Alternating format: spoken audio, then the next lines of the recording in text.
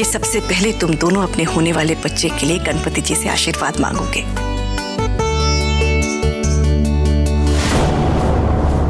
और फिर वो जो जेवर हमने खरीदे हैं दान में देने के लिए, उन जेवरों पर गणपति जी का आशीर्वाद लेकर उन्हें अनाथ बच्चों की संस्था में दान कर देना। जी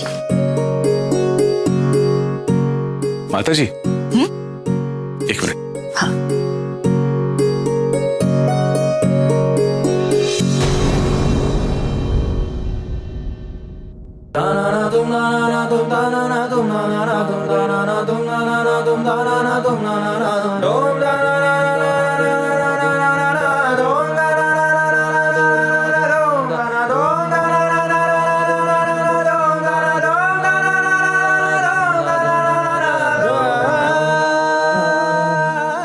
आपने मुझे माफ कर दिया।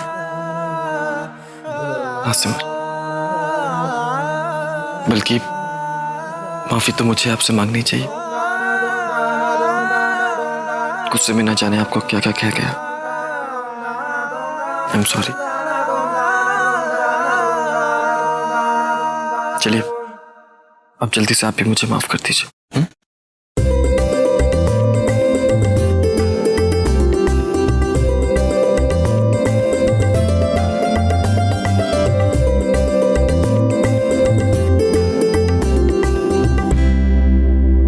शायद वीरू ठीक कह रहा था, यहाँ तो किसी को भी मेरी फिक्र नहीं। मैं तो बस इनके लिए बच्चा पैदा करने का एक जरिया हूँ।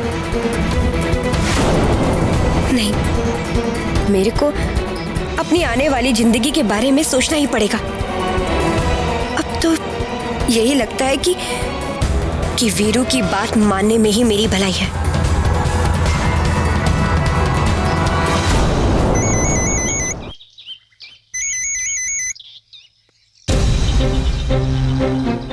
हेलो वीरू तो बिल्कुल सही कह रहा था। साला ये जो शराफत की जिंदगी है ना, ये हम लोगों के लिए बिल्कुल नहीं है। मैं तो खामखा ही डर रही थी, लेकिन वीरू अब मैं बिल्कुल वैसा करूंगी जैसा तू मुझे कहेगा। जियो मेरी बिल्लो। आज शाम को गणपति पंडाल में वो होगा जो भारद्वाज परिवार में किसी ने भी सोचा नहीं होगा।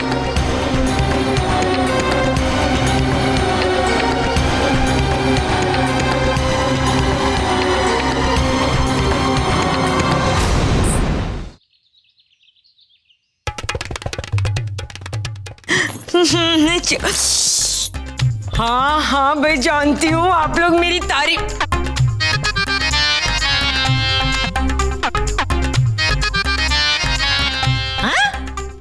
नहीं आया अब तक। जी सुरेंद्र, राजेंद्र, चलो भाई। आ रहे हैं मौसी जी, इतनी जल्दी भी क्या है? क्या वो छोटी जी?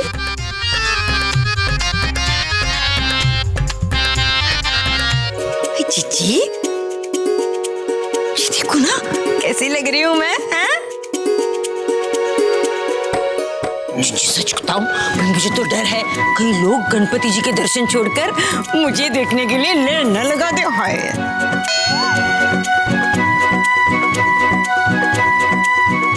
छोटी, कभी तो समझदारी वाली बात किया करो। वैसे भी पूजा की मुहूर्त का समय सिर्फ 5 बजे तक का है। चलो। माता जी, हाँ, वो खुशी अभी तक आई नहीं है, बस वो आ जाए फिर चलते हैं। ठीक है।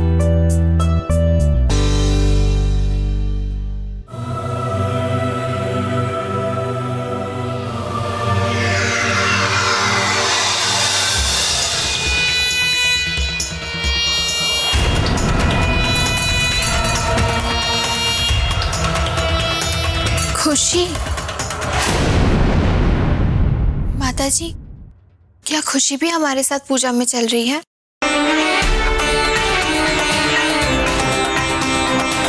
हाँ रोली, क्यों, क्या हुआ? मेरा मतलब है ऐसी हालत में खुशी का इतना भीड़ भाड़ वाली जगह पर जाना ठीक रहेगा क्या?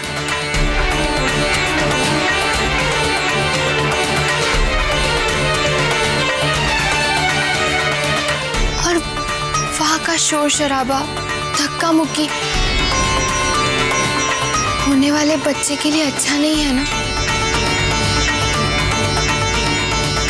और याद है ना पिछले साल क्या हुआ था, वो पड़ोस वाली मीना आंटी के बच्चे के साथ कितनी चोट लग गई थी उसे भीड़ की वजह से।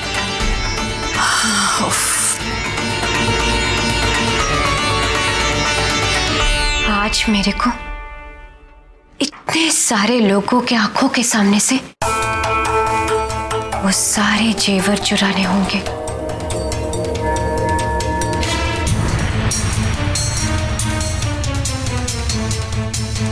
मेरे को थोड़ा डर तो लग रहा है,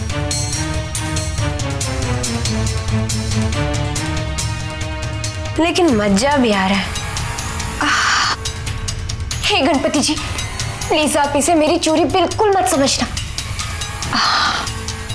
आप इसे मेरी मेहनत समझना और बस बिल्लो रानी का साथ देना।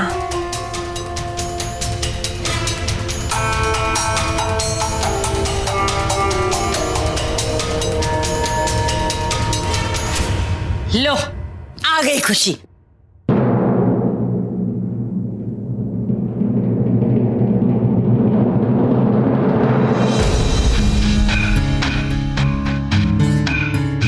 माता जी हमें माफ कर दीजिए, हमें आने में थोड़ी देर हो गई।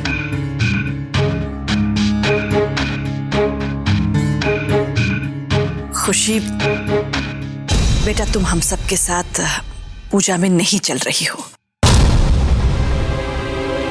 बेटा तुम हम सब के साथ पूजा में नहीं चल रही हो। क्या?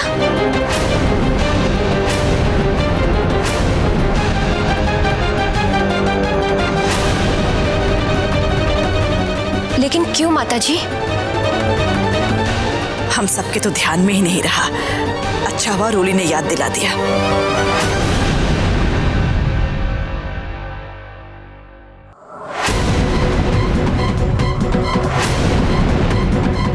खुशी बेटा, ऐसी हालत में तुम्हें किसी भीड़ भाड़ वाली जगह में जाना ठीक नहीं है। धक्का लग सकता है, तुम्हें चोट लग सकती है, और ये बच्चे की सेहत के लिए ठीक नहीं। तुम्हारा घर में रहना ही उचित होगा। लेकिन माता जी। खुशी बेटा, माता जी ठीक कह रही हैं।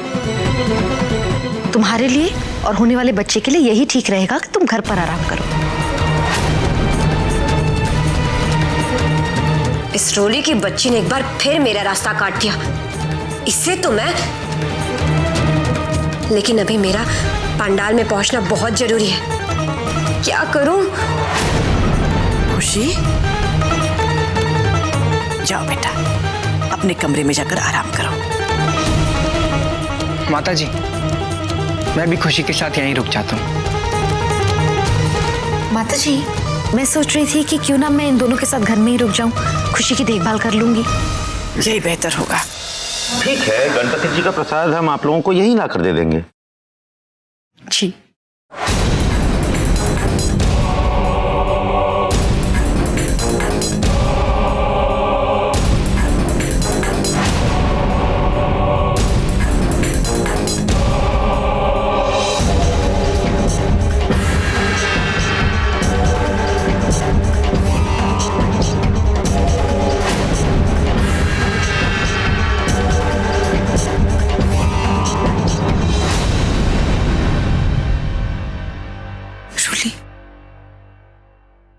तुझे खुशी के साथ ऐसा नहीं करना चाहिए था। दीदी मुझे गलत मत समझिए, ये सब मैंने सिर्फ आपके बच्चे की भलाई के लिए किया है। दीदी, इतनी भीड़ भाड़ वाली जगह पर जाना खुशी और होने वाले बच्चे दोनों के लिए ठीक नहीं होगा ना। दीदी, इस सब में खुशी को सताना या उसे परेशान करने वाला इरादा नहीं है मेरा। मैं सच कह रही हूँ दीदी, अब चलिए ना। नहीं रुल, मैं खुशी को जानती हूँ, इसीलिए सोच रही हूँ कि अब वो शांत नहीं रहेगी।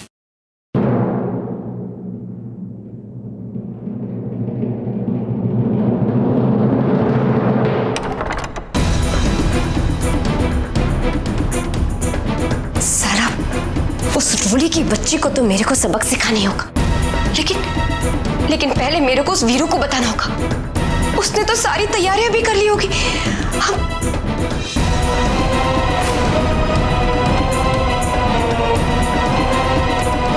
खुशी,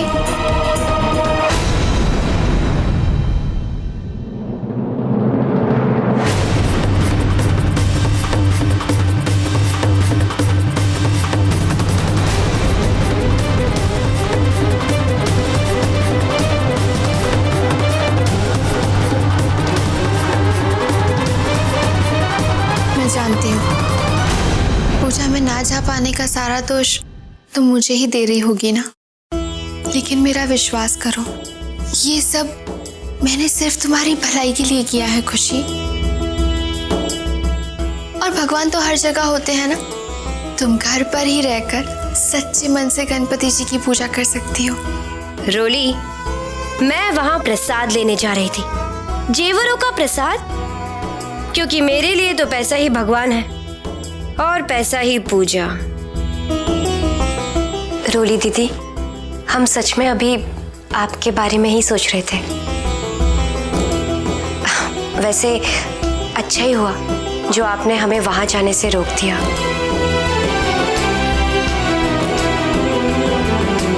अरे सिमर दीदी, आइए।